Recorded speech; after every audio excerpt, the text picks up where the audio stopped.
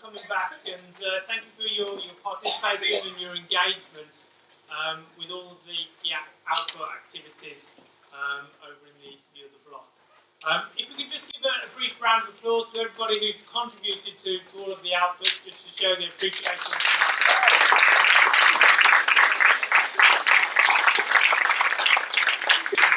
So thank you to everyone. Just one other little piece of housekeeping. Within your pack, you've got a feedback sheet. If we could please ask that you can complete that and give that in towards the end. So I'm now going to introduce our keynote speaker, and this is Phil Beadle. Phil is an award-winning teacher, author, and expert in literacy and behaviour management.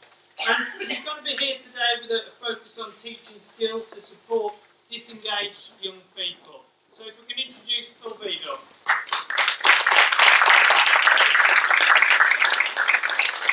Thank you.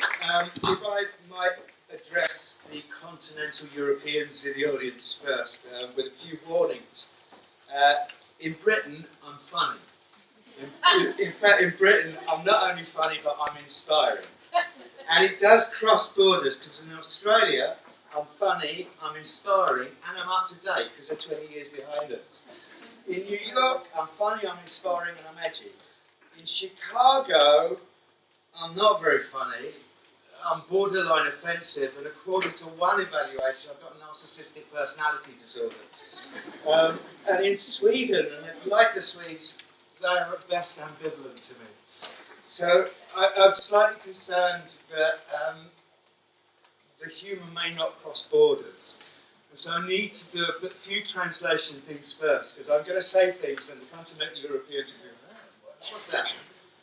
Do you, on continental Europe, have a drink that is green, that is vastly too strong to drink in big measures? That was not a rhetorical question. Right. Crème de menthe, when I say crème de menthe, it is a very, very strong green drink that you should only sip. Okay? The next thing that you need to know is that in England we can tell our social class by the name of the child. So if a child has got a multi-syllabic name like Sebastian, that means they're of the ruling class. If the child has a name from the royal family, George or William or Charlotte, it means they're middle class pretending to be ruling class. If a child has the name of a pop singer, Kylie, increasingly Taylor, or names such as, and you hear these names, Jordan and Courtney. If a child is called either Jordan or Courtney, whether they're a boy or a girl, because they're ambiguous, those names, then it means they're at the very, very bottom end of society. Right, here we go. Generally, I don't like using these things because it makes me feel like a northern stand-up comedian. I'm not saying that my wife's a radical feminist, but she's an enemy of the patriarchy. That doesn't work. Now, generally speaking, training events for teachers in the UK are held on a Friday. And what happens is you'll get to the end of school on Thursday and you're absolutely exhausted. And you'll get the class gone and you go, hello. And you go, oh. And I'll run down very quickly to my mate Big Jeff in the geography department. I go, Jeff, tomorrow's not a proper school day. And Jeff will say, oh, you're right. It's a training day. Are you thinking what I'm thinking? I'll say, yes. I'll see you in the pub in 7.5 seconds. And the evening will start off quite civilised. But about 4.5 hours later, Jeff and I are standing like this, holding pint glasses of something green. And it'll be the last thing I remember before waking up, bang, after about 4 hours sleep, going, oh, that was crème de menthe, wasn't it? Realising I have to go into work and then getting on a bus, loads and loads of Lucozade, and I'll be getting in late, and the head teacher is already standing behind the dais, and he's boring everybody, and he doesn't like you anyway, and he knows what you've been doing. You know? And you sit next to Jeff, who you know smells dimly of a doner kebab, and then you listen for in the region of about 7.5 months, while a member of senior management reads bullet points off a PowerPoint. And you are About 2 minutes in, and already you're disappearing into an inferno of abject boredom. And the member of senior management is called Trevor, and he drives a Hyundai, but he still goes to rock festivals. And he talks and he clicks and he talks and he clicks and he talks and he clicks, and you're 5 minutes in, and you're starting to work out exactly how much money you're making per minute he's talking. And he talks and he clicks and he talks and he clicks, and you're lost in an inferno of boredom. And you turn around to Jeff because you've realised what he's talking about for 7.5 months is why you shouldn't be talking in lessons. And I turn around at Jeff and go, look, Jeff, there's nobody alive to the concept of irony. And Jeff turns around and he goes, Phil, I'm a geography teacher with a hangover, I don't understand anything. I've been teaching for 25 years, and I have sat through hundreds and hundreds of training events where people showed bullet points off a PowerPoint and then read them. I am a school teacher. I am meant to be interesting. That is the point of a school teacher. And so I decided, probably in one of these sessions with a hangover that made the world look like a Salvador Dali painting, that if I ever got to stand at the front, I wouldn't just talk at people. And I certainly wouldn't read bullet points off a PowerPoint. So you guys are going to do a lot of the work in this. I'm going to ask you to talk to each other at points. The issue is that there are times when I will want you to shush. When I want you to shush, I will raise my hand in what you might say is a quite effete manner. When you see me doing this, you must go through the following thought processes. You must go, that's an excellent thing to do, I'm going to do it myself. And just as your fingers touch the apex, you must button it, zip it, shush. Right, in order to trial this, I'm going to ask you to do something which comes with a caveat. You only do this if it's culturally appropriate for you. If it's not culturally appropriate, improvise around it. First of all, anybody who is currently sitting on their own, you must be sat next to somebody.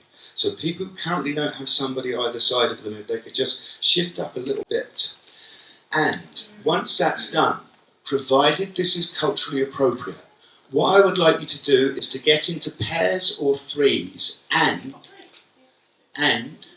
sit so that your knees are touching. Go.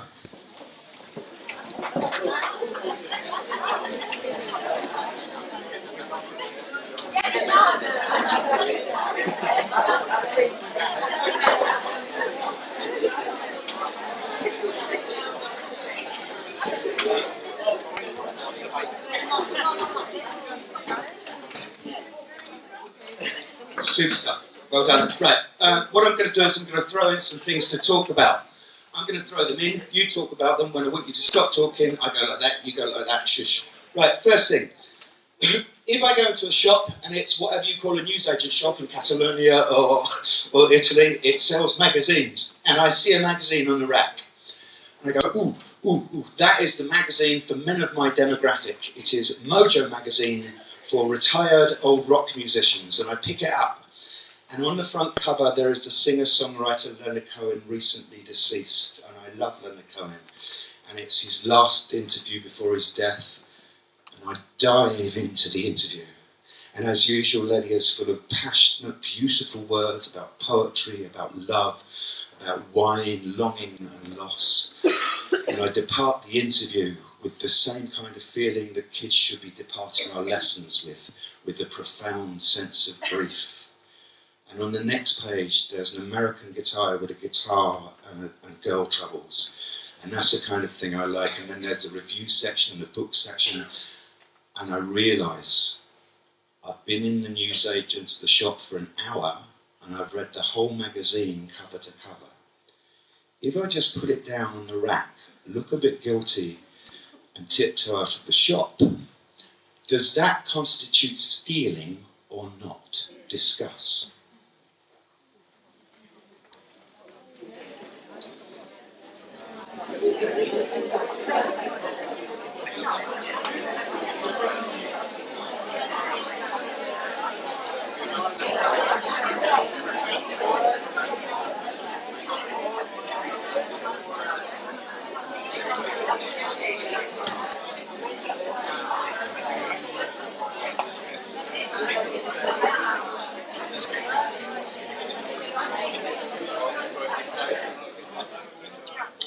Could be better, could be better. There is currently a little bit too much evidence of a mixed ability room.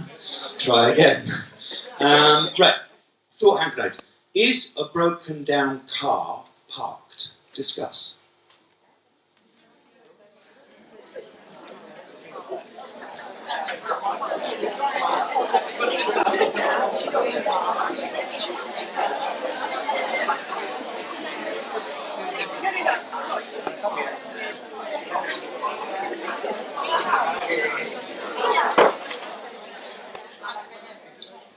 Can a rectangle be ugly?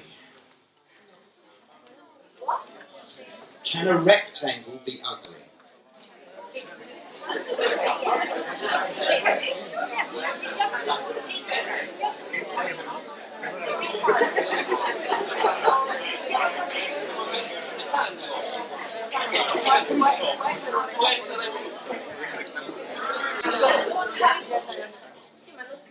Can a songbird be ugly?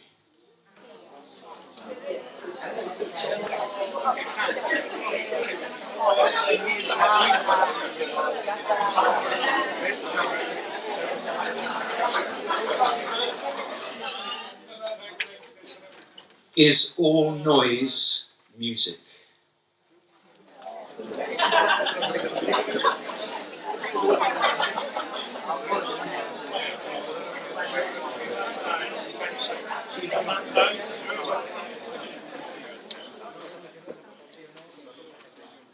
Do animals have rights? All right, okay, I'll accept that one. Everyone's going, yes. You're not in London now. Let's make it more difficult. What, all animals? Do all animals have all rights? And I'll give you an example. Does an ant have the right to self-actualization? Discuss.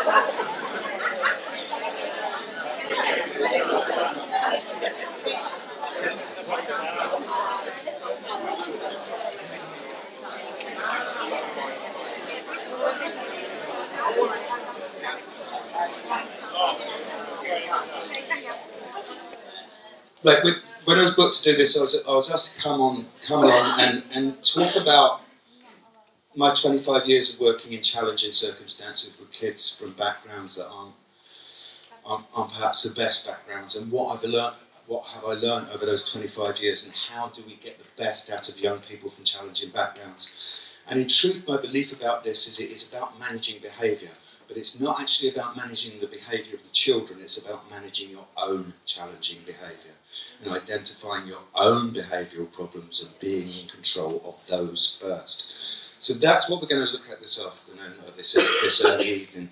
How do you manage, or how do you identify your own challenging behaviours, and how do you get in control of them? So this session is predominantly orientated around teachers, but actually students might get something out of it as well. How do you control yourself?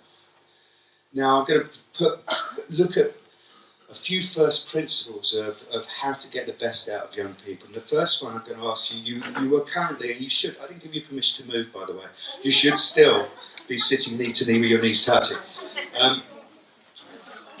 And in truth, there was no reason, no solid or sound educational reason behind the knees touching. It was just to add a bit of a sexual frisson to an otherwise dull session. You should be knees touching. Could you now go the opposite? So turn away from your partner and spurn them as you would spurn a rabid dog.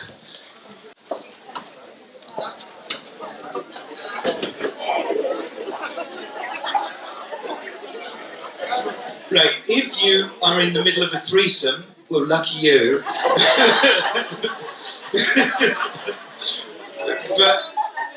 But these instructions, if you're in the middle of a threesome, you're now just playing the role of observer. These instructions relate to the two people either side. So the two people either side are anybody that's in a couple. I'm going to ask you to do something really very easy in about 2 minutes' time.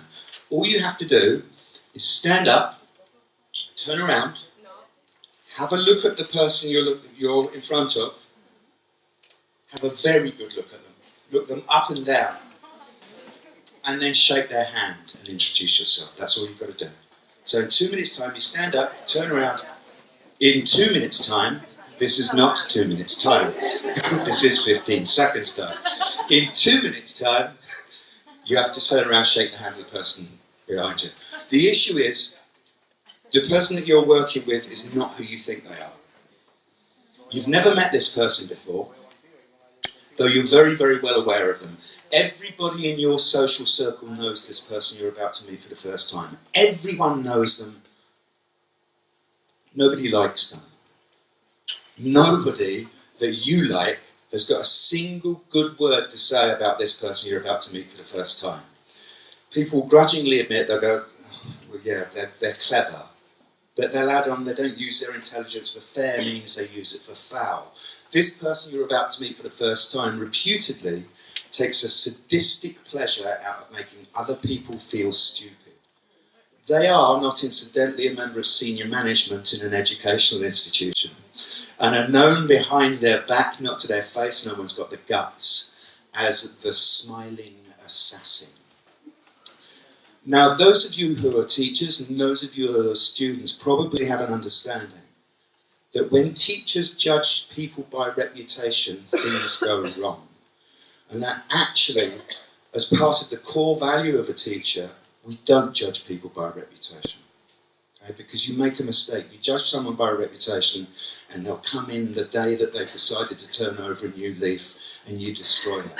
So we judge people by how we find them on the day, but in the instance of this person, you're prepared to make an exception. Because you know in your heart that this person is morally corrupt, vile and rotten to the core of their soul. And you know this because of what they did to a friend of yours. You have a very, very dear female friend and you love her and you admire her, you respect her and you adore her. Your friend also used to be the very, very best teacher you have ever seen in your life. She had fistfuls of magic and gold, and every child whose life she touched was transformed in some way. She is no longer a teacher. And the reason for this is the person you're about to meet. Now, 4 years ago, your friend was in a desolate situation. She was in the process of losing everything and everyone she cared about. And she went to this person who was her manager and said, look, I'm in a very, very difficult situation at home. I'm in a medieval emotional landscape. I have to come to work because I need the structure, but if you could just understand, I'm not going to be the person I used to be for some time, if ever again. Now, this person you're about to meet for the first time not only did not give your friend the understanding she so richly deserved, she saw an opportunity in her weakness and decided to pour more work on her, and more work on her, and more and more. And it wasn't to structure her day, it was punitive, it was punishment, and more work, and more work. And just at the point your friend was putting her hand up to say, look, I can't cope, then put her on what is called a competency proceedings and drummed her out of the profession that she was brilliant at. This is the first time you've ever met the person that did this to your friend. Could you stand up, turn around, look at them, shake their hand and introduce yourself? Go.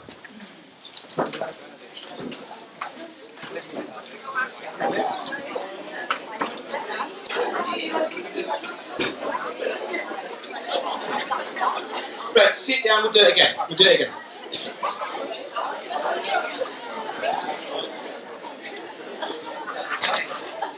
Right, we're going to do it again, but with a different person, okay? Different person, similarities, there are similarities. So again, you've never met this person before, so at the moment you've got to be turned around away from them. You've never met this person before. They're very, very well known in your social circle, and they're very clever. But that's where the similarities stop. Because apparently, so you've heard, it takes you about 5 or 6 times of meeting them to realise how clever they are. Because they wear their learning very lightly. And the only way it manifests is they are outrageously funny. Their name is Sharon, if they're a woman, or Dennis, if they're a man. And you've heard people, despite the fact you've never met them, you've noticed that whenever their name is mentioned, people start smiling. You've heard women say things like, "What? No! You've not met Sharon! I love her!" You've heard manly and undemonstrative men mutter under their breath, "I don't like to admit it, but I admire Dennis." You also know it's not some crass popularity contest. This person you're about to meet for the first time has got a real moral core, and you know this because of how they treated your friend. When your friend lost everything and then lost her job, she wanted to die.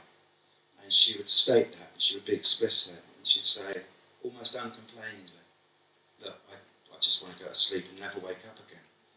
Dennis and Sharon recognised the value in your friend, and twice a week, at 7 o'clock in the morning, they just knock on her door, come in, have a cup of tea, and just a chat to see how she was going on.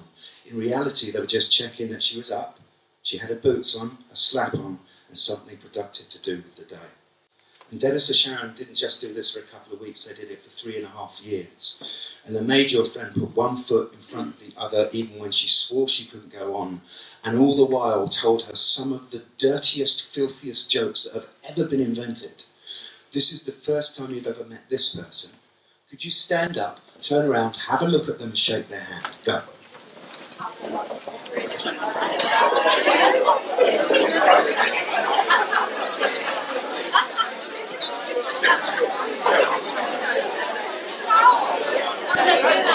Right, sit down again, sit down again.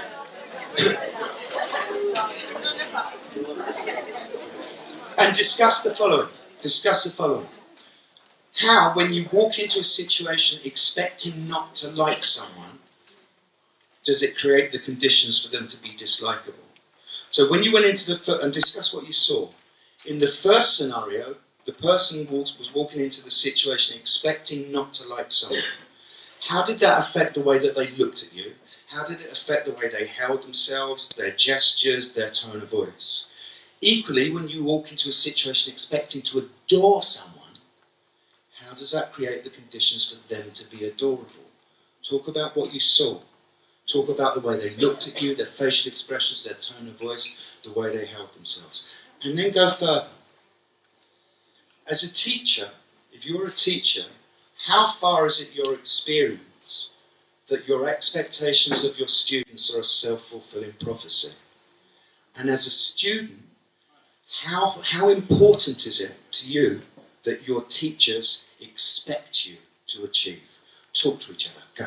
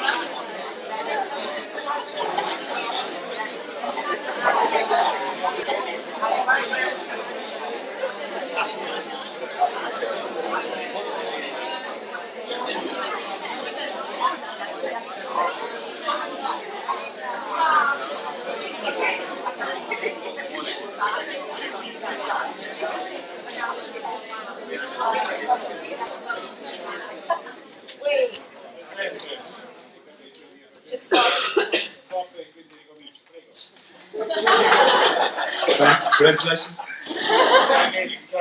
Okay, thank you very much. It's okay. They talk a lot, don't they?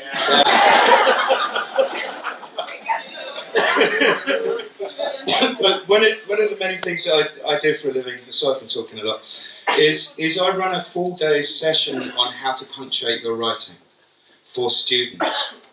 And intriguingly, I'm only ever asked to do this in late April and early May, and then only ever for Year 11 kids, for 16-year-olds.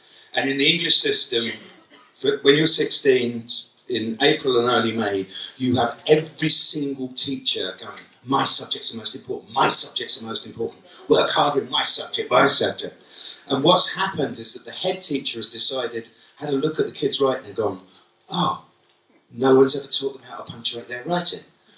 They've called me in, and you've got 60 kids who are being pressurised really badly by their teachers, have been told they've got to have a day out of lessons in order to be taught grammar by a Cockney, and they're really, really not very happy about it. And they're so unhappy about it, I have to have a bodyguard. So I've got this full day with these 60 kids, and the bodyguard is usually the more ambitious of the two assistant head teachers, the one that wears a tie all the time. And he's a nice fella, but the same talk happens so often, I now refer to it as the talk. And this is me doing a Mancunian accent, which you won't realise is actually quite accurate. And he comes up to me and goes, right, Phil, great lads, fantastic lads at this school, great lads, but there's going to be a couple you struggle with. And I turn around to the guy and go, what, Jordan and Courtney? And he says, you've met them.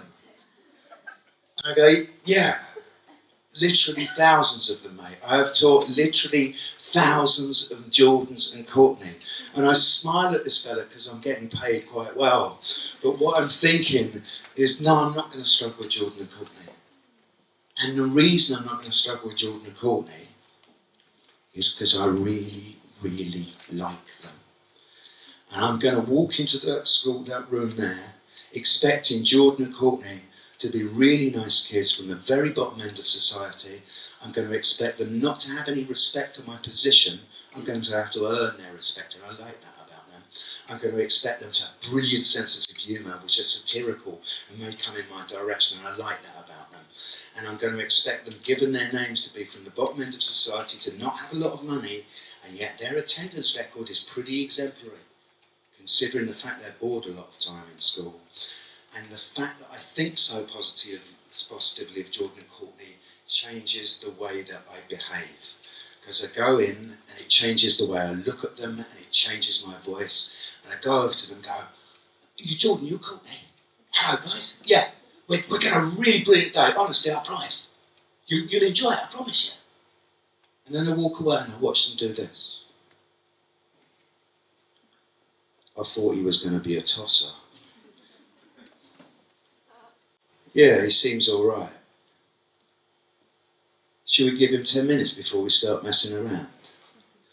Now, the first of the key principles if you're working with young people from challenging backgrounds is that your belief about what is possible controls the outcomes that you get. It is a teacher's job to believe. Now, kids may come from backgrounds in which case their parents and their culture don't believe they can achieve. In certain parts of the white working class in Britain, their culture is actively against academic achievement. And they're getting a message from their fathers, please don't achieve, don't achieve. So they come into our environments, and our job is to believe in them and to communicate that belief and to be the person at the end that says, no, it stops here, you can do it, I believe in you. And a teacher's expectations are everything, because kids live up or down to the expectations you set for them. And it is my belief that a teacher's expectations are a self-fulfilling prophecy. In that if a kid from a background has heard so many times at home, you can't, then you have the teacher has to be the one saying you can. And that has to be an absolutely consistent message, and it has to be more convincing than a message at home. So the first of the key principles of working with young people from challenging backgrounds is to believe. yeah, and mean it in your soul, and then become expert at communicating that belief. And I have a technique, and it's not a very clever technique, it's not sophisticated, and it sickens me to the point of tears how effective it is. I'll be sitting with a kid and I'll be looking at their work and I'll say just these 2 words. And I'll be sat like this. Wow, you're clever. And it sickens me to the point of tears the number of children at maybe 13 or 14 years of age say, do you know what, sir? And they're not even emotional about it. You're the first person or the first teacher that's ever said that to me. So that communication of belief is profoundly the most important thing that we do. And it can't be flannel, it can't be nonsense, it has to come from the core of the soul. The second of the first principles of managing your own challenging behaviour, working in challenging environments is this: it's not about you. It isn't about the teacher. All right, teachers are there to get paid. It's quite simple. We go to work to get paid. We go to work for other reasons as well. Otherwise we work in a bank. And when we get paid, we'll probably use that money to raise a family. And that's noble, and that's an honourable thing to do. But actually, it's not about us. Weirdly, and counterintuitively, it's not about them either. It's not about me. It's not about you. It's not about the internal to me or the internal to you. It's about something outside of us both. It's about that thing over there. It's about the learning. And a decent teacher in a challenging environment will always keep the focus away from you and away from me, but on the learning. And one of the best techniques that I've got, and again, your clever's not very sophisticated, is it? How do you get a national reputation on the basis of that? And the other one is redirection. So if a kid's complaining, just go, yeah, but what about the work? Yeah, but what about the work? Yeah, look at the work. Now what I'm going to do is I'm going to do a kind of invisible scenario here. And I want you to discuss and talk about how many distinct strategies I use. So this is Invisible Jordan, and this is Invisible Courtney. Of course, them being invisible makes it a lot easier for me. Invisible Courtney has just said something really unpleasant about what Invisible Jordan's mummy does for a living. And I've noticed that Invisible Jordan's starting to trigger into a display of anger. Okay? This interaction takes probably about 4 or 5 seconds. See how many different skills there are. Oh yeah, you might have done, but what about the work? Probably, but what about the work, mate? I'll tell you what. What about that brilliant piece you did last week? Do you remember the bit where you did 2 adjectives before each noun? That was fantastic. Can you do me another piece where you do work of that phenomenal quality, but put an ly word after the verb? All right, cheers, thanks. Discuss how many different strategies we used in that. Talk to each other, please.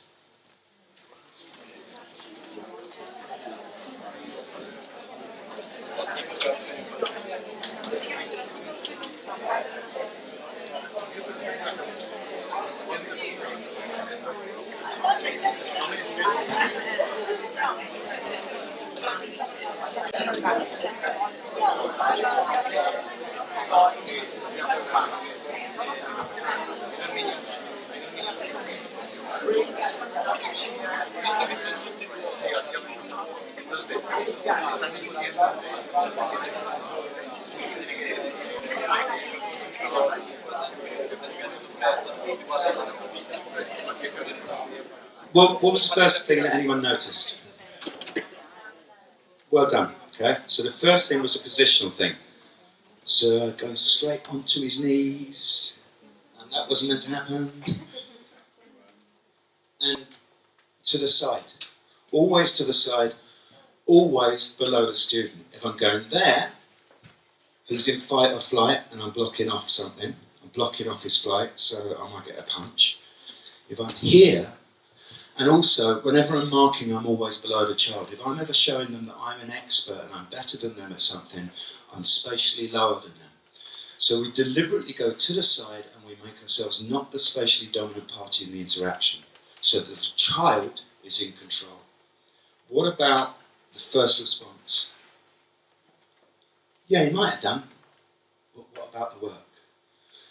he might have done, it's called partial agreement. Yeah, you're probably right.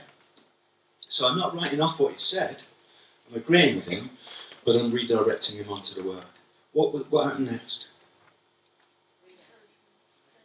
There was some praise. What for? Yeah, praise recent positives. This is, again, another technique. I want to anchor you back into the time you succeeded. So what about that brilliant piece that you did last week? And because I mark every single word that they ever write, I can tell them exactly what was good about it. I even set a sneaky target at the end, and then I go, thank you, and I'm off. Why? Thank you. Yeah, if you hang around here and go, no, I ain't doing it. But if you just go, thank you, and you're off, it's really, really difficult to argue with somebody who is thanking you. It's almost impossible. I wanted to argue, but he's just thanked me. And the redirection, in truth, it's not sophisticated in any way, shape or form. It is the same technique that a mother uses with a baby. So if a baby's got a bowl full of food, so an 18-month-year-old's got a bowl full of food, and it's in January, and for some reason the Christmas tree is still up, and the kid is eating a bowl full of food, and it's Farley's rusks, favourite food over here. And this is the kid's thought process. Farley's rusks. I really like these. That was an excellent mouthful. And here comes more. Yes, I'm going to even do the choo-choo train. Here comes the choo-choo train. I really like Farley's rusks. Here comes more. That was a better mouthful than the last. Oh my God, it's gone. And the kid starts going, ah! What does mum do?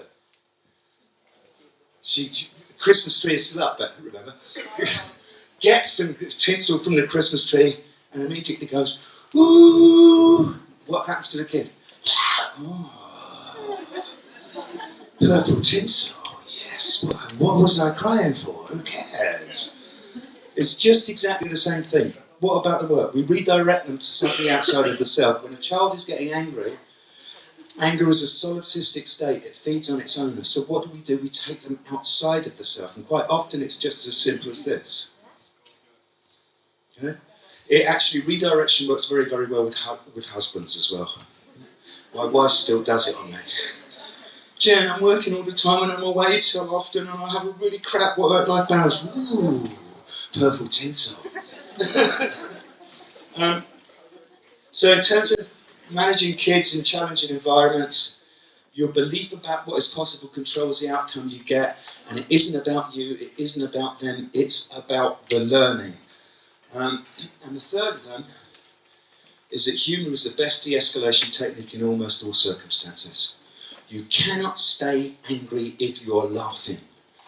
So with the redirection technique, yes, we can do, yeah, but what about the work? But it can also be pleasingly surreal. So if Jordan and Courtney are having a fight, I'll come over and go, yeah, but what about my bald patch? You go, what are you talking about your bald patch for? What about the fact that I'm 53 and my mum still buys my clothes? What's she talking about your mum for? So I don't get it. What about, this is going to do your head in. My mum bought my clothes 2 weeks ago and she's been dead for 3 years. What do you're confusing me, sir. Why are you saying all these things? What about this? What about that? No, come on, follow me. I've been thinking this is a really, really important opportunity for you, George. See this speck here on the curtain? What are you talking about a speck on the curtain for? What's that got to do with anything? I think it looks like the Mona Lisa. It doesn't look like the Mona. What's it, sir? I want you to just stand there and study that for a good couple of minutes and then come back and tell me that you can see it too. You're mental, sir. Yeah, I know. Why are we doing all these things? Taking the child out of the self. Okay? So if they're getting angry and you just go, yeah, but what about my bald patch? Suddenly they've forgotten that they're angry. So if you want to get the best out of what kids from challenging circumstances, believe in them and communicate that belief. Don't make it personal. And be funny insofar as it's possible to be so. On the don't make it personal thing, when I first started teaching, I started teaching in a place called Canning Town in London, which is the only place that I've ever been to that doesn't have a cash point machine because there's no money in the town. And the only pub in the town closed at 9 o'clock. And I'd ask, why does the pub not stay out until normal times? And the barman just goes, We tried it once, too many murders. And this is the roughest place of East London, and my only training was to watch a half-hour video of some bloke from New Zealand dealing with very easy kids. As a result, I went into one of the most challenging schools in Europe with no training whatsoever, and a year 10 class I had, a group of 15-year-olds, savaged me. They brutalised me, and they enjoyed doing it. And every single lesson I would be fretful beforehand, really nervous. Every 55 minutes lasted 7 hours. And at the end of each lesson I would sit in the then smoking room, because you had them in those days, puffing on a roll-up cigarette, not crying, but almost crying. And the senior professionals used to say this thing to me, and it didn't help. It never helped. They'd go, "Don't take it personally." I've just been in a room with 30 savages who have just utterly brutalised me and called me every swear word under the sun. It was me they were swearing at. How am I not to take that personally? Now, it's taken me, it took me about 20 years to understand what they really meant. And I ask you a question, and students, think about this from your perspective. Why is it really important, and there's a clue in the question, that teachers do not take the perfectly normal behaviour of teenagers personally? Discuss.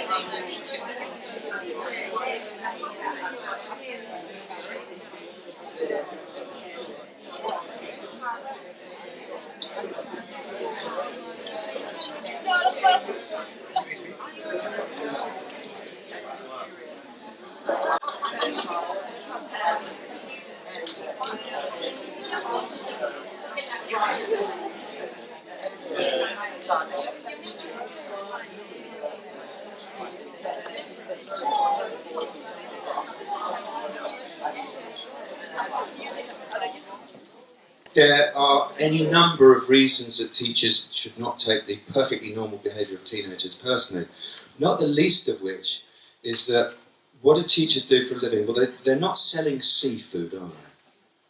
No, they're professionals, they're graduate professionals, and being a graduate professional implies that you'll have a set of skills, and one of the most important skills a teacher has is not taking young people's behaviour personally. Because if I allow something to hit the child in me, then I'm going to react back. And I'm going to hit a negative with a negative, and that will escalate and go further and go further. So it's vitally important that teachers do not make it about them and not about you. Right, in terms of, there are 7 keys of managing behaviour, we're going to look at one of them. How to manage your own challenging behaviour. And I'm going to ask you a question, and students, you may struggle with this until I tell you what it is, but discuss, please. See if you can identify the difference between primary forms of behaviour and secondary forms of behaviour. So what would be a primary form of poor behaviour, and what might be a secondary form of poor behaviour? See if you can work it out.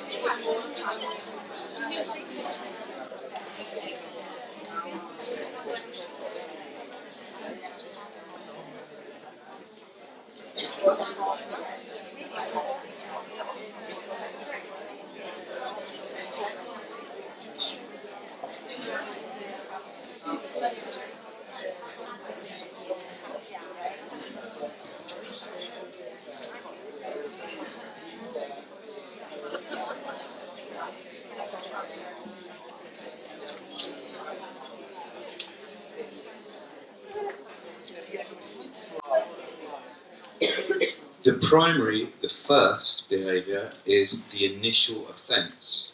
The secondary is arguing with the way that you are managing it. So I'll give you a scenario. Do teachers in continental Europe have to do break duty? Do they have to? Good on them. Break duty, where you have to stand in a playground and watch children eat crisps. Okay, so this one crosses barriers. So, either you're in Selyoke in a February, freezing, watching kids eat crisps and play football, or you're in Barcelona, being vastly too hot, watching kids eat crisps and football, and you're thinking, God, why did I train so hard to become a teacher just to watch kids eat crisps? And there's a boy over there, and there's a captain of the school football team, and a college football team if they have one, and he's actually a nice boy. And he's eating crisps, or whatever you call them in continental Europe, and they're called quavers. And he's eating them and having a chat about the football and wondering how England are doing at this very, very moment in time. I'll tell you in a minute. and he's not creating any trouble, but it is very, very cold in Selyoke in February, and you're really, really upset. And not thinking that he's doing anything really bad, once he's finished the crisps, he drops a pack on the floor.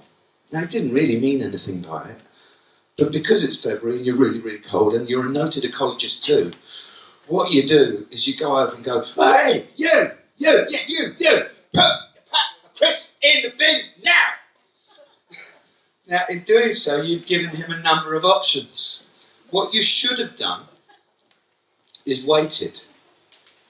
And just as break time was over, gone, well, yeah, I couldn't help but notice, mate, that you accidentally dropped some crisps on the floor. Could you pick them up and put them in a bin on your way out?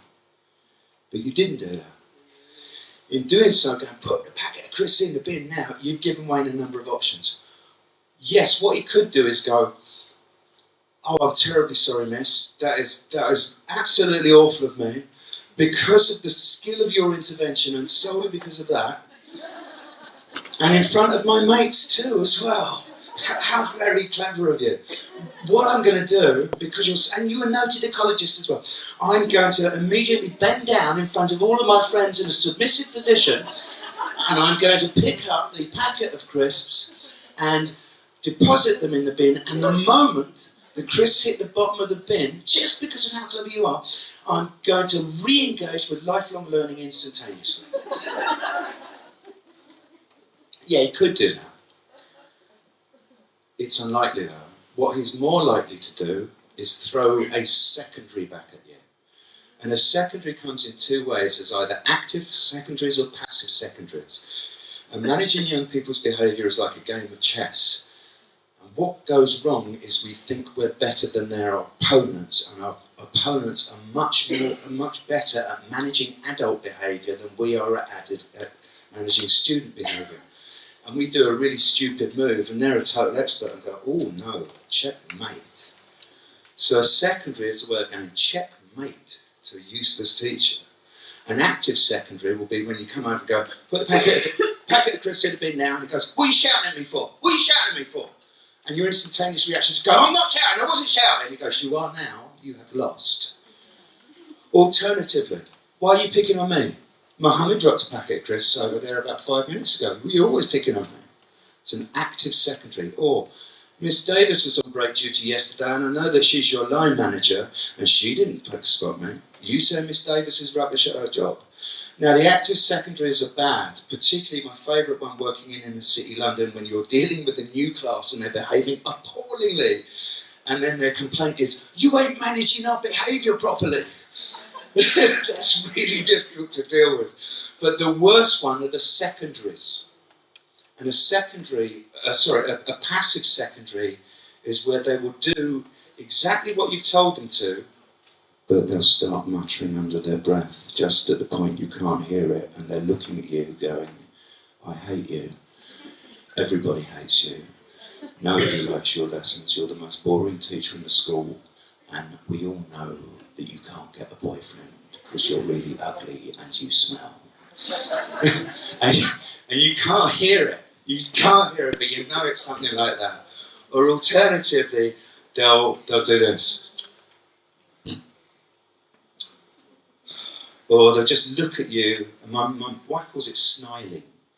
They'll look at you as if you're a piece of dirt on their shoe. Yeah, I'll do it, but I don't have any respect for you. Now I'm going to ask teachers, when a kid does this, or when they go, oh, I've got no respect for you, could you just unpack, and if you've done it yourself as a student, talk about what the intention is when you're doing it. When you go, what reaction do you want from the teacher? And teachers, when it happens to you, how does it make you feel? Talk to each other, please.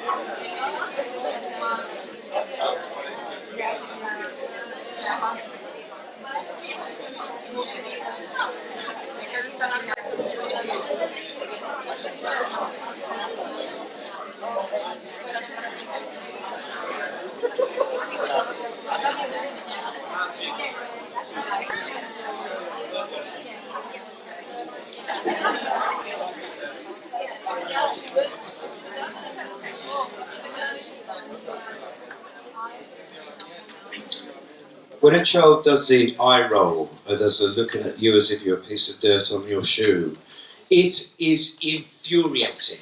It is absolutely infuriating. Guess what? That's what it's designed to do. It is designed to infuriate you. You have tried to control somebody else's behaviour and they're not having it. And they've turned around and gone, no, I'm going to control your behaviour. And what they've done is they've just given your adrenaline a little tickle so that there's more adrenaline going through your system. And when you are in an emotive state, your judgment becomes faulty. And it is deliberately designed to make you emotive. Why is it important that we manage our own challenging behaviour so we do not get in an emotive state when we're teaching and make very bad decisions? If you start landing sanctions, for instance, when you're in an emotive state, you'll do something like this. Right, you're all in detention for the rest of your lives. And they're all sitting there going, oh, no, you don't mean that, do you? So you add on, and you know I mean it. No, you don't, and you've just become a laughing stock. So the solution, when you're dealing with kids that are doing that kind of behaviour management, where they're managing your behaviour, is to manage your own challenging behaviour by seeing it as chase me behaviour. Now there used to be a horrible tradition of British comedy where there would be these awful end of the pier figures that used to satirise very weakly camp homosexuality. There was a long tradition of it in British comedy. And there used to be this awful comedian called Duncan Norvell, who no longer works, thank heavens. And the sum total of his act was to do this. Chase me. And actually it's really useful to see it as chase me behaviour. So if a kid's going, I can't stand you, see it, go, this child wants me to chase them, and don't do it. I'm not going to chase you.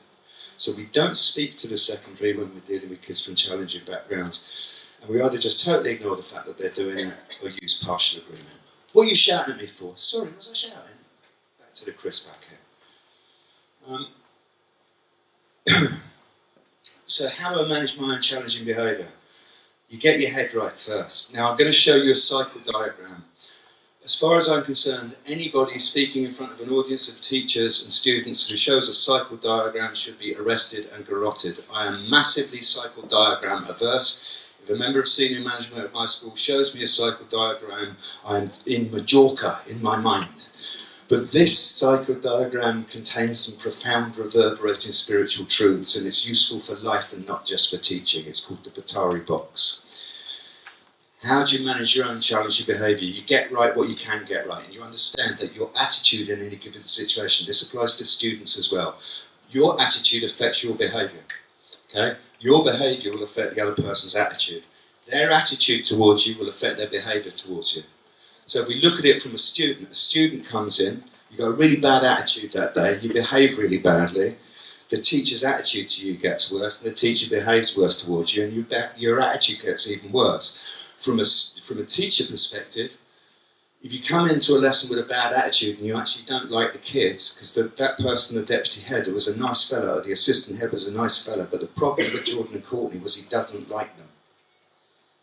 And actually, if you don't like certain children, you may think you're a brilliant actor, but it seeps out. So the teacher's attitude affects the teacher's behaviour.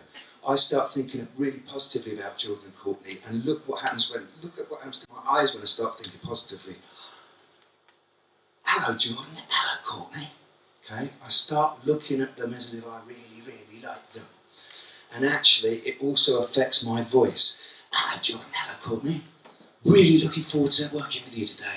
You'll notice that my voice is really quite non-masculine and unthreatening now, and it's incredibly enthusiastic to the point of appearing slightly mentally ill. Don't mess with me. I'm nuts.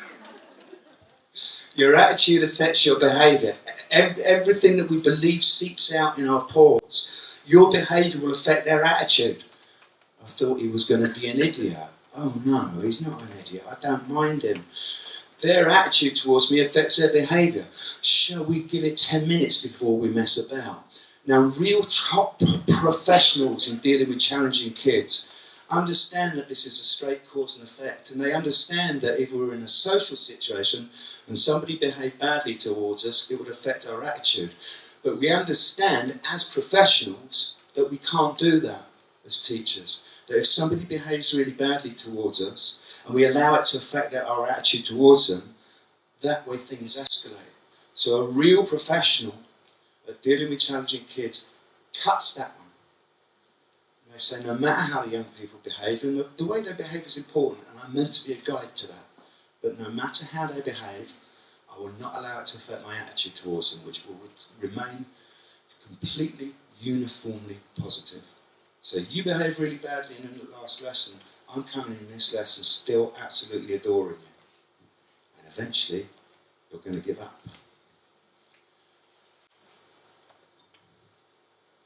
Now, if we have a look here, this operates on another level. What we're doing here is a lesson at the moment. And I'm a teacher, and a teacher is a professional communicator. And communication works like this. It works in a cycle. It works. Teacher transmits, students receive. But it's a cycle. Students transmit and teacher receives. So in terms of teacher transmits, students receive, students transmit, teacher receives, which bits of that can the teacher be in control of? And importantly, which bits can't the teacher be in control of? Talk to each other.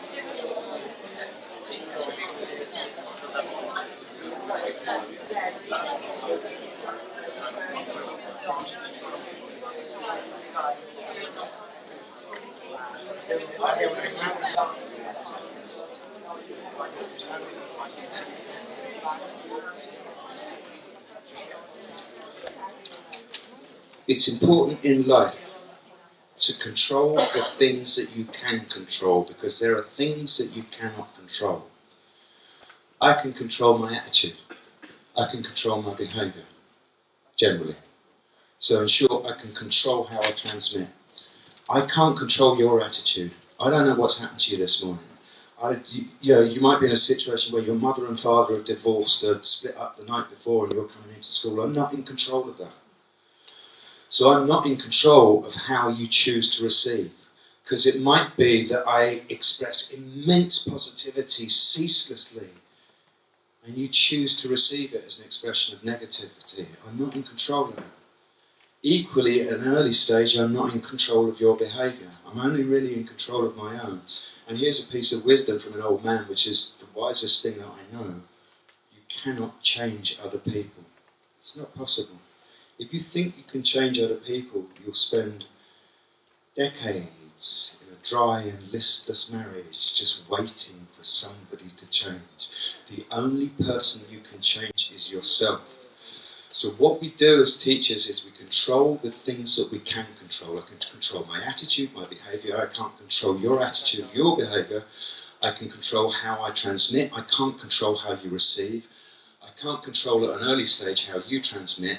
But if you transmit something really negative to me, I can control how I choose to receive that. I can control whether I choose to let it hit the child in me. So in terms of controlling the things you can control, in terms of transmitting, there are, and I must say, I despise alliterative phrases in education, only a little bit less than I despise acrostic poems. But there are 5 C's of compassionate communication. Now what I'm going to ask you to do is, when I put them up, I'm going to ask you to talk about specifically if there's a conflict situation. Why is it important that the teacher embodies this value, and how would you manifest that? So if there's a conflict between students, why is it important that the teacher is calm, and how would the teacher show you they were calm? Talk to each other, please.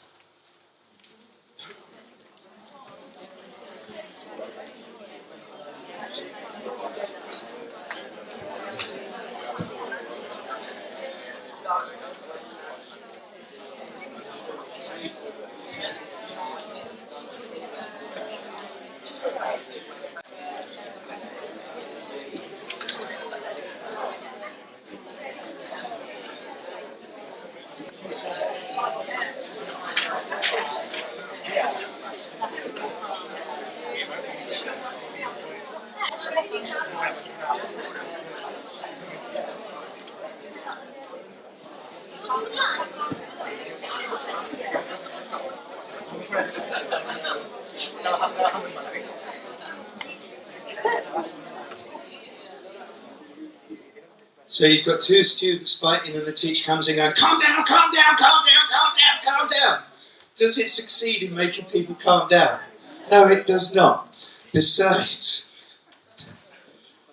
never in the history of calming down has anyone ever actually calmed down by being told to calm down. What does work is being calm yourself. Okay? So you walk into a situation holding your hands, palms down. I can see people are getting a bit angry. How can I help? And we understand that angry people can't hear, so we speak consciously slower than usual, and we try and drop a tone. I can see you're getting angry. How can I help? So why might it be important in a conflict situation? And let's talk specifically about fights, because these things happen. If there is a fight, why is it really important that the teacher is confident? And how would you manifest confidence? Discuss.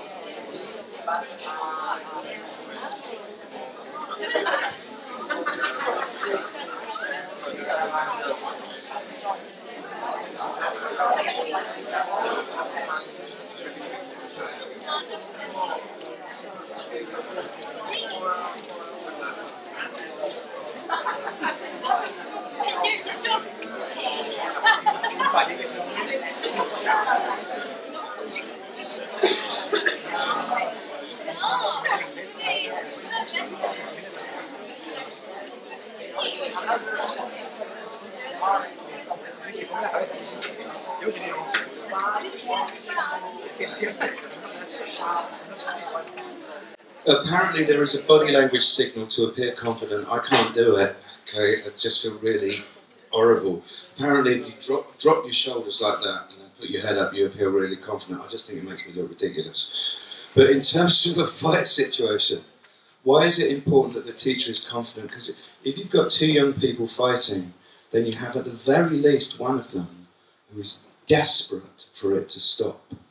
And you've got generally two, very, very frightened human beings who need the adult to sort it out.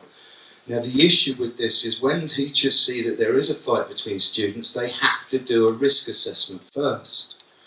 So if you see a fight between students, you go, right, okay, if you could just carry on, I'm going to go over here, I've got to get a form, all right?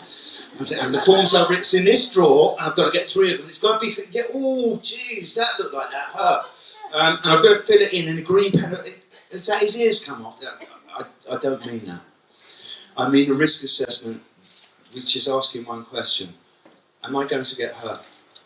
Because if I'm going to go into this and I'm going to get hurt, nobody in the school community benefits from a teacher getting humiliated and brutalised. And if I am going to get hurt, well, I'll just go and get somebody else. But if you've assessed the situation quickly, you've gone, no, they're only year 7s. I could take 3 or 4 of them, actually. So the whole year group. What you do is you work out who is losing. Just quickly analytically go, right, who's losing? And then you get in there and wrap your arm around the one that is losing and take them away. Because the one that is losing might go, oh, I'm going to get my dad on you. And he's bigger than your dad. I know he isn't actually. But he's not going to continue fighting. Now, another thing in terms of confidence in those situations is remembering angry people cannot hear and being incredibly clear. And so consequently, if you've got a conflict situation, then you use body language to enforce things. So you go, you over there, you over there. And we don't use complicated language. There is a typo on the next one. Why is it important that teachers are compassionate in their communication? It's a mistake, but I've kept it in because I love the idea of a word, compassionate. It's a very compassionate communicator. And it's also important that teachers are consistent. Why is it important that teachers are consistent? So that kids do not have to relearn social norms as to every single different classroom they go through. Now, I am not a great big fan of the necktie. As far as I'm concerned, the necktie, which incidentally was invented by Croatian mercenaries in the 100 Years' War to show their dominance over the French. As far as I'm concerned, the necktie is merely a way of one caste asserting its dominance over another caste. They're always too fat or too thin, and I don't see any point of having a piece of cloth with no discernible function in exactly the same shape as a noose in a school environment. And yet, in school, it is a school rule that I wear a necktie.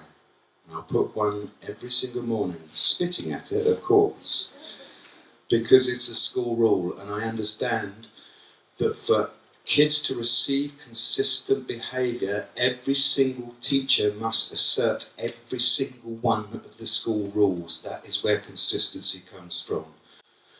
Right, in terms of managing behaviours with people from challenging backgrounds, can you just see how many different reasons it is a stupid idea to shout at young people? Discuss.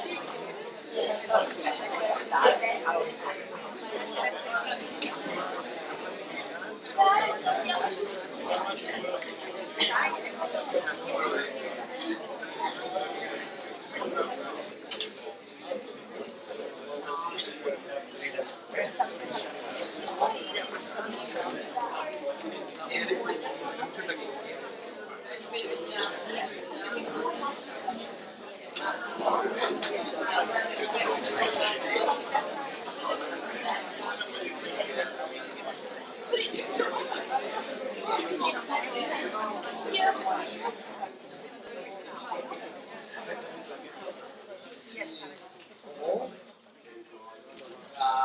it. So, reasons not to shout. It might be what they want you to do. I've sat in the back of lots of classrooms with bored kids with a clipboard judging the teacher, and they've gone, I'm a bit bored, innit? Yeah, I'm a bit bored, innit? What should we do? Shall I make a shout? Yeah. Quite often, teachers shouting is actually just falling into a trap that the kids have deliberately set. I don't know what it's like in any of your houses, okay? But I imagine, though I might be wrong in your case, I imagine there's not that much shouting in your house. And if you start, and there's a couple of ladies going, oh, there's lots. It's hell's out in you. I would imagine that there's not that much, but what you're doing is you're dipping your toes into waters in which you are a rank amateur, and you're up against somebody who comes from a household where the key means of communication is shouting, and they know every single way of winning a shouting match. Best in life not to show the very limits of your range. And yeah, this is ridiculous. When I first started teaching, the only technique that I had was shouting. It wasn't a very good technique. I had a year 8 drama class, used to run me ragged, so I shouted at them, and they just carried on. So I shouted louder, and they just ignored me and carried on. So I shouted really, really, really loud, and they just ignored me and carried on. So I took a huge, great big breath, let out the biggest shout I'd ever done, saw stars and fainted. I fainted in a lesson because I'd shouted so loud. Oddly, it actually kind of worked, because they all went, oh no man, we've killed him. Junior, we've killed him. We better behave, man. We're going to get arrested. Shouting is actually a body language signal that you're going to attack someone. That's what it is. So if you're shouting at a group of kids, where are you going to go after that? And intriguingly, I'm going to give you some homework. It's not really like real homework. It's like drama homework. You don't really have to do it. So speaks a former drama teacher. If you get a chance, grab hold of a mirror, and one of those little shaving mirrors is really good, and get right up into its face and have a damn good shout at it. Tell it what you think. Go to town on its deficiencies. You've got loads of material, and see what you notice. If you're shouting in a mirror, what you will notice is that 1, you're uglier even than usual, and 2, you can smell your breath. And if you've been eating cheese and onion crisps, you can really smell your breath. And if you've been drinking coffee and cheese and onion crisps, ooh. Now, a further thing that you'll notice is that the mirror is covered in spit. Now, I would hope that no professionals ever do the 1970s PE teacher thing where you put the kid up against the wall and shout at them, because it's abusive. Students hate us shouting at us. They see it as an abuse of power. And we are meant to be the models for the behaviour that we want to see. Calm, confident, clear. Shouting is none of those.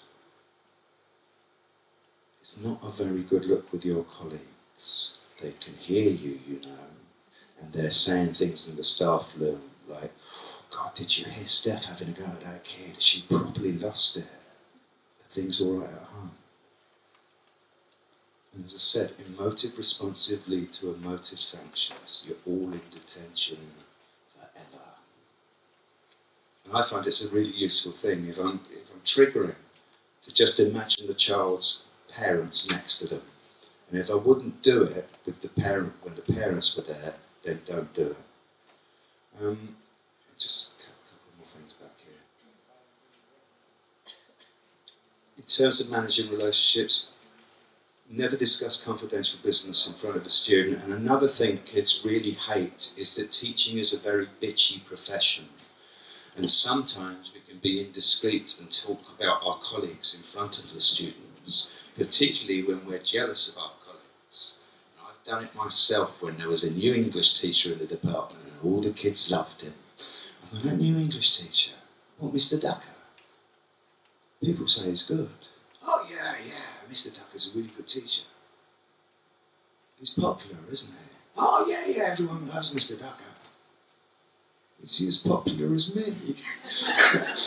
They hate it when we do that. And this, I don't know whether this applies in Catalonia or whether it applies in Italy, but some teachers in the UK come from a specific background, the white working class background, where actually if we go to the pub with people from our families, there is no language other than cursing. So if I sit with my dad on a Sunday, there will just be swear word, swear word, swear word, swear word, swear word, and the occasional and. And that's how we communicate. And we're happy with it. It's part of our cultivated lack of restraint. The issue is apparently you're not allowed to speak like that in schools, which I always found a little bit odd, because we're told that it's really important that with second language cultures that we pay explicit respect to their language. And I'm cool with that. But the moment that the white working class kids start speaking theirs, we expel them. And I'm not cool with that. So I struggled for many years, because naturally I swear a lot. I don't think I've sworn this evening, that's good. Naturally I swear a lot, and this happened, and now I realise why I shouldn't. I started working in a school in Essex, in the very town that a programme called The Only Way is Essex is set. And the kids were absolutely lovely, but they were all a bright shade of orange. They had so much fake tan on, they were completely orange. And they'd been really badly let down. Their head of English was absolutely terrible, and all these kids had 5 weeks to go before the exams and they needed rescuing. And I came in, and within an hour and a half we'd totally fallen in love with each other. 75 kids, all orange, broad Essex accents, and the naughtiest girl in the school within an hour was going, I'm doing brilliantly, sir. I love you, sir, I love you. I'm going, oh, I love you back, isn't it brilliant, doing great work. After the end of 3 days, and we did some phenomenal essays, brilliant essays, all of them. And we were going to rescue their results. At the end of 3 days, I made a mistake. And there was just one kid's essay, a teacher just filled it full of nonsense, and I, under my breath, went, oh, this is crap. I didn't mean it about the kid's work, I meant it about what the teacher had put in. The kid didn't know that. Went home crying, told her mum that this teacher thought my work was crap, who told the head teacher, and I never worked at the school again. Who lost out? Who lost out? Who lost out because I swore? Didn't bother me, I got another job the next day. It was the lovely orange people that came in the next Monday and went, where's that geezer? Where's that geezer that makes us do the good work? He's gone because he swore. And that one, now I wouldn't normally steal. I'm quite an honourable person really, but we're from a poor family and an iPhone is the ultimate marker of status, and I'll never ever ever be able to afford one, and I really like Miss, but she's just left one in her bag. Don't put temptation in kids' words. Can I ask how much time? 10 minutes. Right. We'll just end up on just being who you should be externally. Can I ask you, why is it important that kids are absolutely certain, or young people are absolutely certain that their teachers like them? And how do you personally tell that whether someone likes you or not? Talk to each other, please. Go.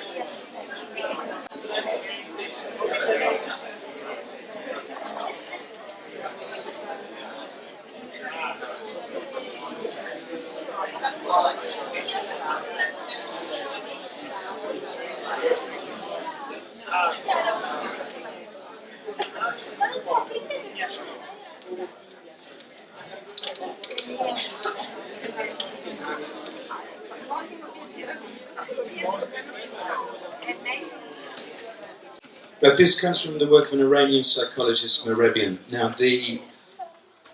what he did was a series of experiments to determine how we determine whether someone likes us or not. Why is it important? Because if you're totally certain that your teacher likes you, then you feel safe. And when you feel safe, you can experiment. And when you feel safe, it's less likely that your animal responses to threat will trigger. So Mehrabian, the broad principles of this are not controversial. The exactness of the numbers is. Ordinarily, I read this out in a slightly stereotypical German accent. But given that the Germans have had a very bad week, I'm not going to do so. Total liking equals 7% of verbal liking, 38% of vocal liking, no decimal points, no fractions, and 55% of facial liking. What does this mean? It means in terms of determining whether we are safe, how the person looks at us is more important than anything else. Let's go back to Jordan and Courtney. Hello guys, what am I doing? I'm communicating how much I like you and how safe you are by smiling at you. What we say is nowhere near as important as how we say it. Hello guys, unthreatening, okay, but a bit mental.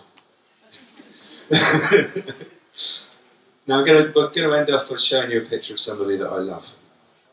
I'd like you to look at this picture of the person that I love and stare at it deeply. I'm going to be examining you while you do so.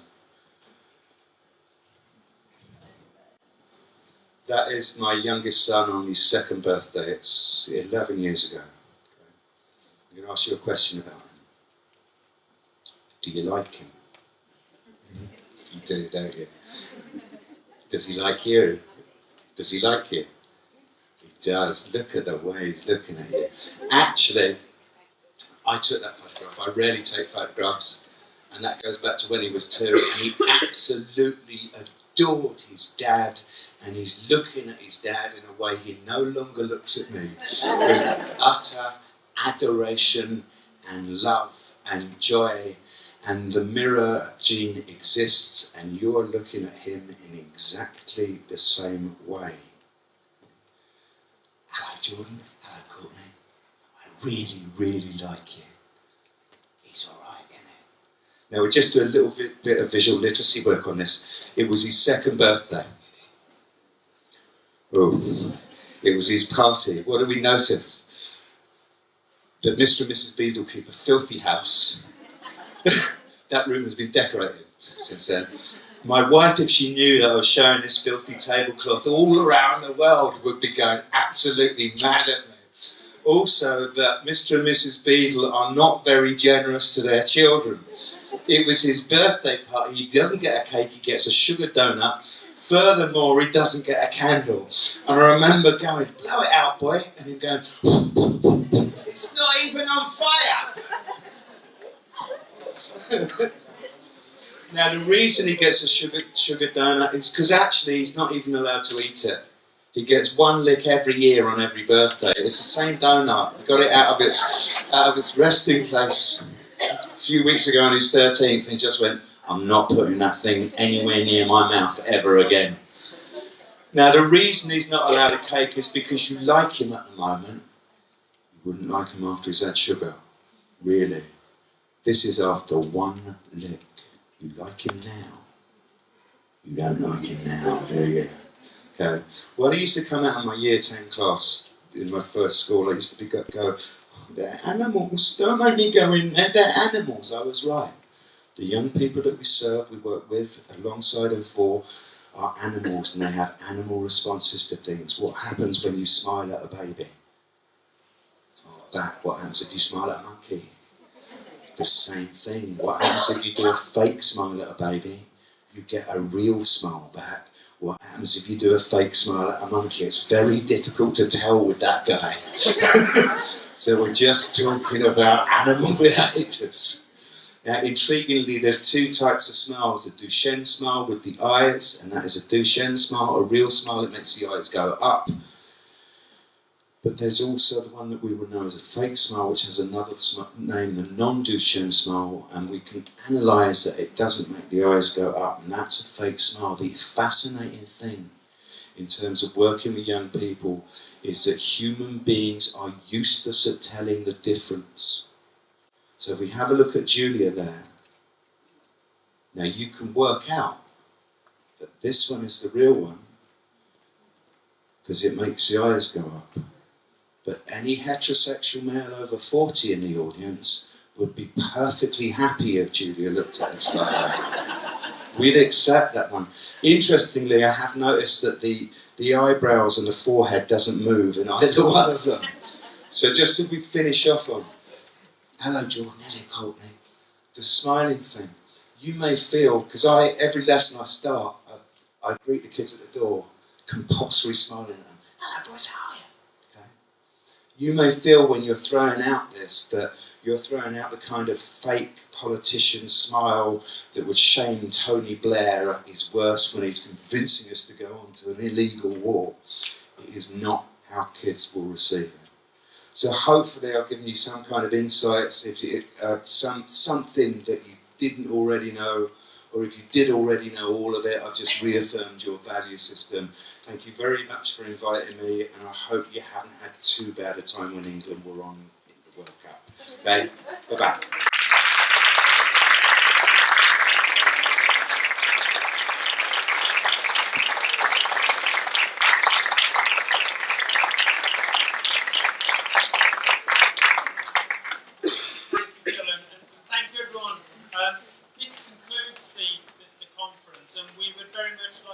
Join us for some refreshments outside and maybe join some people and further some conversations that we can have. So thank you all for coming in so much, and just remind you about your evaluations. We've designed a special device to capture the evaluations. Mary has got it. It's called a paper box. If you could put your evaluations in that on the way out, we'd most appreciate it. Thank you so much.